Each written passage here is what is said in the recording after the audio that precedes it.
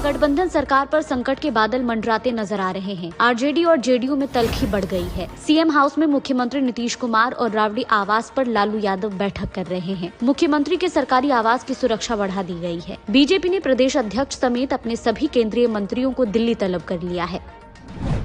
तो हम लोग तो करते हैं, लेकिन आजकल तो बहुत लोग अपने परिवार को बढ़ाते रहता है। परिवारवाद पर मुख्यमंत्री नीतीश कुमार के इस बयान पर आरजेडी सुप्रीमो लालू यादव की बेटी रोहिणी ने जवाबी हमला बोला है। बिना सीएम का नाम लिए एक्स पर एक के बाद एक उन्होंने कुल 3 पोस्ट किए। उन्होंने लिखा, विधि का विधान कौन टाले, जब खुद ही नियत में खोट हो। हालांकि कुछ ही देर में उन्होंने पोस्ट डिलीट कर दिया। महागठबंधन सरकार में मचे सियासी घमासान का असर आज हुई कैबिनेट की बैठक में भी नजर आई। मंत्री और अफसर नाश्ता भी नहीं कर पाए थे कि इससे पहले 15 मिनट में ही मीटिंग खत्म हो गई।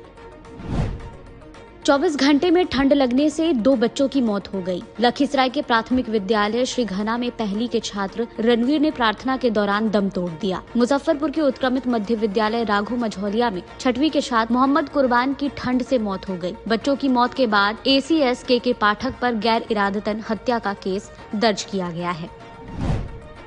समस्तीपुर में लूटपाट का विरोध करने पर बदमाशों ने जननायक एक्सप्रेस में एक यात्री को गोली मार दी। लुटेरे ने उसका मोबाइल और कैश छीन लिया। समस्तीपुर में 4 बच्चों को छोड़कर प्रेमी के साथ शादी करने वाली महिला ने फांसी के फंदे से लटककर खुदकुशी कर ली। वो 2 महीने की गर्भवती थी। शादी के 6 महीने बाद ही दोनों के बीच विवाद शुरू हो गया था।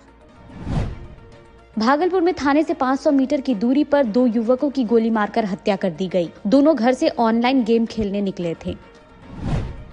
इंडिया गठबंधन में फूट पर हम सुप्रीमो जीतन राम मांझी ने तंज कसा है। एक्स पर लिखा, ये नया भारत है जहां के लोग भ्रष्टाचारियों, फिरक्का परस्तों, विदेशी ताकतों को अच्छे से पहचानते हैं। अब इन लोगों के साथ इंडी गठबंधन बनाइएगा तो भगदड़ लाजमी है। पटना में ठंड के चलते स्कूल बंद करने के फैसले पर डीएम डॉक्टर चंद्रशेखर और एसीएस के पाठक के बीच विवाद बढ़ गया है। डीएम ने मुख्य सचिव को पत्र लिखकर मामले में हस्तक्षेप करने की मांग की है। शिक्षक संघ ने पटना डीएम का समर्थन किया है। हिमालय से आने वाली बर्फीली हवा के चलते बिहार में ठिठुरन बढ़ गई है। 27 जिलों में भीषण कोल्ड डे और घने स्तर के कोहरे का रेड अलर्ट है। मौसम विभाग ने 29 जनवरी तक सीवियर कोल्ड डे का पूर्वानुमान जारी किया है। राजधानी पटना समेत पूरा प्रदेश कड़ाके की ठंड की चपेट में है। राज्य के अधिकतर भागों में शीतलहर की स्थिति बनी हुई है। मौसम विभाग के अनुसार आज पटना, मुजफ्फरपुर, फारबिसगंज, डेहरी, गोपालगंज, औरंगाबाद, बांका, कैमूर, दरभंगा, जमुई, बक्सर, वैशाली में भीषण शीत दिवस की स्थिति रही। विभाग के अनुसार किशनगंज राज्य का सबसे ठंडा स्थान रहा। यहाँ का न्यूनतम तापमान 6.5 डिग्री सेल्सियस दर्ज किया गया। सीवान का न्यूनतम तापमान 6.6 डिग्री सेल्सियस, अररिया का 7 डिग्री सेल्सियस और भागलपुर का न्यूनतम तापमान 7.5 डिग्री सेल्सियस रिकॉर्ड किया गया। वहीं राजधानी पटना का न्यूनतम तापमान 9.2 डिग्री सेल्सियस दर्ज किया गया। इधर पटना, गया, पूर्णिया और भागलपुर समेत राज्य के उत्तर पूर्व, दक्षिण मध्य और दक्षिण पूर्व भागों में कई स्थानों पर दिन में धूप निकलने से थोड़ी राहत मिली है। हालांकि न्यूनतम और अधिकतम तापमान के बीच अंतर बहुत कम होने से कनकनी बढ़ गई है। मौसम विज्ञान केंद्र पटना के वैज्ञानिक शैलेंद्र कुमार पटेल ने बताया कि अगले 4 दिनों तक प्रदेश के अधिकतर भागों में शीत दिवस या भीषण शीत दिवस की स्थिति बनी रहेगी। श्री पटेल ने कहा कि राज्य के उत्तर पश्चिम, उत्तर मध्य, दक्षिण पश्चिम और दक्षिण मध्य भागों में अगले 24 घंटों के दौरान भीषण शीतलहर को लेकर ऑरेंज अलर्ट जारी किया गया है। इस दौरान राज्य के उत्तर, दक्षिण पश्चिम और दक्षिण मध्य भागों में कुछ स्थानों पर घना कोहरा छाए रहने की भी संभावना है। आज का संख्यात्मक मॉडल के विश्लेषण के आधार पर अभी ठंड से निजात मिलने की संभावना नहीं है। 28 तारीख से सक्रिय मजबूत पश्चिम विक्षोभ प्रवेश करने के कारण हवा के पैटर्न में बदलाव के कारण भीषण ठंड कम हो जाएंगे। 26 जनवरी 75वां गणतंत्र दिवस के दिन मौसम शुष्क, ठंड और सुबह में कोहरा रहने का पूर्वानुमान है। इधर कोहरे के कारण सड़क, रेल और हवाई यातायात बुरी तरह से प्रभावित हुआ है। राजधानी एक्सप्रेस समेत कई रेलगाड़ियां घंटों विलंब से चल रही हैं। पटना हवाई अड्डे से नियमित उड़ानें भी प्रभावित हुई हैं। कई उड़ानों को रद्द कर दिया गया, जबकि कई उड़ानों को रीशेड्यूल किया गया है। गणतंत्र दिवस समारोह को लेकर राजधानी पटना समेत पूरे प्रदेश में सुरक्षा व्यवस्था कड़ी कर दी गई है। गांधी मैदान के आसपास यातायात व्यवस्था में भी परिवर्तन किया गया है। रेलवे स्टेशन, बस स्टैंड और विभिन्न होटलों में सुरक्षा जांच की जा रही है। प्रधानमंत्री ने कहा है कि स्थिर सरकार बड़े निर्णय लेती है। राष्ट्रीय मतदाता दिवस के अवसर पर भारतीय जनता युवा मोर्चा द्वारा आयोजित नमो नव मतदाता सम्मेलन को वर्चुअल माध्यम से संबोधित करते हुए प्रधानमंत्री ने कहा कि बहुमत की सरकार हो तो नीतियों और फैसलों में भी स्पष्टता दिखती है। श्री मोदी ने कहा कि उनकी सरकार ने दशकों से लंबित मुद्दों का समाधान किया है। शेखपुरा जिले के नगर थाना क्षेत्र अंतर्गत भदौस मोड़ के पास पुलिस ने वाहन जांच के दौरान अंतर जिला हथियार तस्कर गिरोह के 2 सदस्यों को गिरफ्तार कर लिया। शेखपुरा के सदर अस्पताल में आज से सीटी स्कैन सेवा की शुरुआत कर दी गई है। यह जानकारी civil surgeon doctor Ashok Kumar Singh ने दी। भाकपा माले के राष्ट्रीय महासचिव दीपांकर भट्टाचार्य ने आज समस्तीपुर में जन संकल्प अभियान कार्यक्रम को संबोधित किया। श्री भट्टाचार्य ने कहा कि संवैधानिक मूल्यों की सुरक्षा हर हाल में की जानी चाहिए। समस्तीपुर के करपुरी ग्राम स्टेशन पर दरभंगा अमृतसर जननायक एक्सप्रेस की एक बोगी में कल हुई गोलीबारी की घटना की जांच एसआईटी ने शुरू कर दी है। रेल पुलिस उपाधीक्षक के नेतृत्व में एसआईटी टीम ने आज रेलवे स्टेशन पर घटना के संबंध में जानकारी इकट्ठा की। बिहार में जनता दल यूनाइटेड और राष्ट्रीय जनता दल के बीच सब कुछ ठीक नहीं होने के दावे किए जा रहे हैं। मुख्यमंत्री नीतीश कुमार के घर पर उनकी पार्टी के नेताओं का आना शुरू हो गया है। राबड़ी आवास पर लालू और तेजस्वी यादव भी अपने पार्टी नेताओं के साथ बैठक कर रहे हैं। उधर बिहार बीजेपी प्रदेश अध्यक्ष सम्राट चौधरी, सांसद अश्विनी चौबे और केसी त्यागी दिल्ली के लिए रवाना हो गए हैं।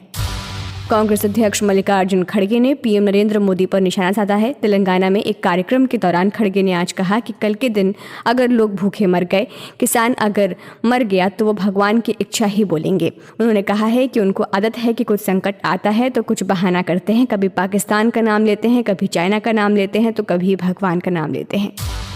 असम के सीएम हेमंत बिस्व शर्मा ने कांग्रेस नेता राहुल गांधी को लेकर आज एक दावा किया। शर्मा ने ये दावा एक मीडिया रिपोर्ट के हवाले से किया है, जिसमें मीडिया संस्थान ने 22 जनवरी को एक तस्वीर पोस्ट करके लोगों से पूछा कि क्या राहुल गांधी बॉडी डबल इस्तेमाल करते हैं।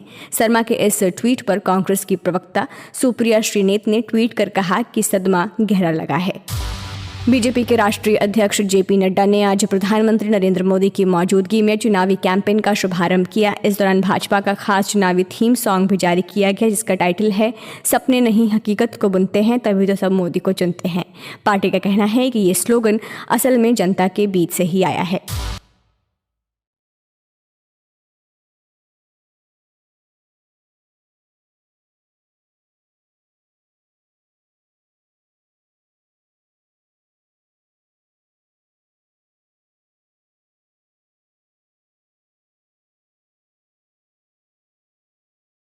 केरल विधानसभा के 10वें सत्र के पहले दिन राज्यपाल आरिफ मोहम्मद खान ने अपना संबोधन महज 1 मिनट 15 सेकंड में खत्म कर दिया। राज्यपाल ने 61 पन्नों के भाषण में आखिरी पैराग्राफ पढ़ा। ऐसा कहा जा रहा है कि सरकार की नीतियों पर यह सबसे छोटा संबोधन है। राज्यपाल के इस कदम से एक बार फिर वामपंथी मोर्चे वाली राज्य सरकार के साथ उनका तनाव खुलकर सामने आ गया है। उत्तराखंड के हरिद्वार में एक परिवार का अपने 5 साल के कैंसर पीड़ित बच्चे को गंगा में डुबाने का वीडियो वायरल हुआ था। कहा जा रहा था कि पानी में ज़्यादा देर तक डूबे रहने की वजह से बच्चे की मौत हुई। इसके बाद हरिद्वार पुलिस ने बच्चे के माता पिता और उसकी चाची को गिरफ्तार कर लिया है। पुलिस के मुताबिक पोस्टमार्टम करने वाले डॉक्टरों के मुताबिक बच्चे के फेफड़ों में पानी नहीं था, यानी बच्चे की मौत डूबने से नहीं हुई है। हेल्थ इंश्योरेंस पॉलिसी धारक अब देश के किसी भी हॉस्पिटल में कैशलेस इलाज करा सकेंगे, यानी बीमार होने पर किसी भी हॉस्पिटल में आपको इलाज के लिए पैसे नहीं देने पड़ेंगे। ये सुविधा आज यानी 25 जनवरी से शुरू हो गई है। जनरल इंश्योरेंस काउंसिल यानी GIC ने कैशलेस एवरीवेयर नाम से एक नए इनिशिएटिव की शुरुआत की है। पॉलिसी होल्डर्स को पहले ये सुविधा तभी मिलती थी जब उनकी इंश्योरेंस कंपनी का पहले से अस्पताल से टाई अप होता था। अदानी ग्रुप की कंपनी अदानी पावर लिमिटेड ने आज यानी फाइनेंशियल ईयर 2023-24 की तीसरी तिमाही अक्टूबर-दिसंबर के नतीजे घोषित कर दिए हैं। इस दौरान कंपनी का नेट प्रॉफिट सालाना आधार पर बढ़कर 2,738 करोड़ रुपए रहा। और भारत के स्टार बल्लेबाज विराट कोहली को ICC one day cricketer of the year चुना गया है। इस अवार्ड के लिए विराट के साथ भारत के ही शुभमन गिल, मोहम्मद शमी और न्यूजीलैंड के डेरिल मिचेल भी रेस में थे। विराट को चौथी बार ये अवार्ड मिला है। बिहार के मुख्यमंत्री नीतीश कुमार के परिवारवाद की आलोचना वाले बयानों के बाद राज्य में सियासत गर्मा गई है। आरजेडी सुप्रीमो लालू यादव की बेटी रोहिणी आचार्य ने नीतीश कुमार का नाम लिए बिना जवाब दिया है। रोहिणी ने सोशल मीडिया एक्स पर एक के बाद एक 3 पोस्ट किए और लिखा, समाजवादी पुरोधा होने का करता वही दावा है, हवाओं की तरह जिसकी बदलती विचारधारा है। मामला बढ़ने पर रोहिणी ने इन सभी पोस्ट को डिलीट भी कर दिया। कर्नाटक के पूर्व मुख्यमंत्री जगदीश शेट्टार, वरिष्ठ पार्टी नेता BS येदियुरप्पा और प्रदेश भाजपा अध्यक्ष BY विजयेंद्र की मौजूदगी में फिर से बीजेपी में शामिल हुए। वो पिछले साल अप्रैल में बीजेपी छोड़कर कांग्रेस में शामिल हो गए थे। वहीं कर्नाटक हाईकोर्ट के चीफ जस्टिस PB वराले को सुप्रीम कोर्ट का जज बना दिया गया है। CJI DY चंद्रचूड़ ने उन्हें आज शपथ दिलाई। केंद्र ने कल जस्टिस वराले के नाम को मंजूरी दी थी। सुप्रीम कोर्ट कॉलेजियम ने इस महीने की शुरुआत में उनके नाम की सिफारिश की थी। कॉलेजियम ने कहा था कि PB वराले अनुसूचित जाति से संबंध रखने वाले हाईकोर्ट के सबसे सीनियर जज और देश भर के हाईकोर्ट में एकमात्र चीफ जस्टिस हैं। उत्तर प्रदेश के शाहजहांपुर में आज एक भीषण सड़क हादसा हुआ। यहाँ टैंकर ने टेम्पो को टक्कर मार दी। टक्कर इतनी भीषण थी कि टेम्पो में सवार 12 लोगों की मौके पर मौत हो गई। हादसा अल्लाहगंज इलाके के फर्रुखाबाद मार्ग पर हुआ। बताया जा रहा है कि घने कोहरे के चलते ये हादसा हुआ है। हादसे के बाद स्थानीय लोगों ने पुलिस की मदद से टेम्पो में फंसे सभी लोगों को बाहर निकाला। अजय देवगन, माधवन और ज्योतिका स्टारर फिल्म शैतान का टीज़र रिलीज़ हो चुका है। इस सुपरनैचुरल हॉरर थ्रिलर को विकास बहल ने डायरेक्ट किया है। वहीं अजय देवगन ने खुद इसे प्रोड्यूस किया है। फिल्म 8 मार्च को सिनेमाघरों में रिलीज़ होगी। जल क्षेत्र में चीन की चुनौतियों के बीच भारत हिंद महासागर में अब तक का सबसे बड़ा वॉर गेम आयोजित करने जा रहा है। इसमें अमेरिका, जापान, फ्रांस, ऑस्ट्रेलिया, दक्षिण कोरिया समेत 50 देशों की नौसेनाएं शामिल होंगी। 20 देश अपने युद्धपोत के साथ आ रहे हैं। नौसेना की भागीदारी के हिसाब से ये दुनिया का सबसे बड़ा युद्ध अभ्यास होगा।